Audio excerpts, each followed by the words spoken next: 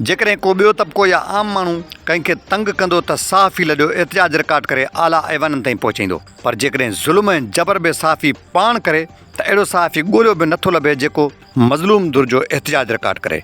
अहिड़ो ई मिसाल मीरपुर माथेलो जी हद ॻोठ पीरबख्श हैदराणी में पेश आयो आहे, जिथे बासर साफ़ी ऐं संदसि साथियुनि ख़िलाफ़ नवीद हुसैन वलद नूर हसन हैदराणी ऐं मीर हसन वलद नूर हसन हैदराणी एहतिजाज कयो। पोइ मां वञा पियो जेको न मुर्गी वग़ैरह वरितमि ओॾो शहरों, वरी अचां पियो वापसी टाइम दरवेश नाच वठ तक़रीबन 8:30 जो टाइम हुयो।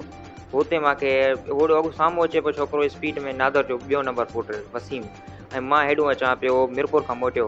उन मूंखे गाॾी में लाथई आहियां, मां वञी किरियो आहियां जेको न हिकिड़ी साइड ते, मुंहिंजो भाउ गाॾो इहो इंजन जेको न ॿांह में लॻो आहे धक, ऐं मूंखे मुरे में लॻो आहे ऐं ठूठ में लॻो आहे धक।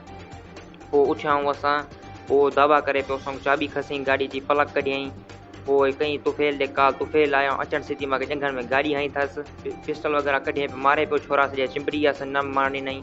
पोइ बाद में वरी असांखे चए पियो तव्हांखे पुॼंदो आहे मां तोखे पीउ सां गॾु जेल में, दावा करे पियो असांखे खून मार मौत मार धमकियूं ॾिए पियो।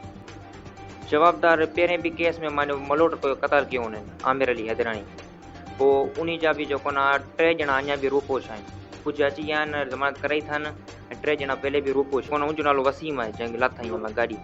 ॿियो जेको आहे उहो तुफ़ेल साफ़ी आहे। हुननि जो चवणु हो त असां शहर खां वापसि घर जो सौदो वठी ॻोठ अची रहिया हुआसीं त वरी स्पीड रखंदड़ वसीम हैदराणी मोटरसाइकिल सां टकर हयूं, जंहिंमें असां किरी ज़ख़्मी थी पियासीं, पर पोइ बि साफ़ी सुमैत ॿिया बि बाअसर जवाबदार तशद्दुद कंदा रहिया। वाक़े खां पोइ हिननि मीरपुर माथेलो थाणे ते NC दाख़िल कराई।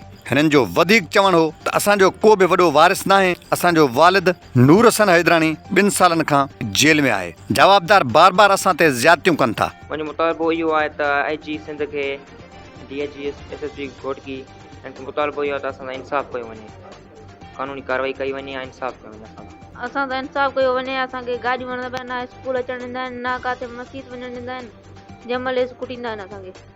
हुननि SSP घोटकी DIG सकर ऐं IG सिंध खां मुतालबो कयो त असांखे तहफ़ुज़ ॾिनो वञे त जीअं असां शागिर्द अमुन ऐं सुकून सां स्कूल वञी सघूं।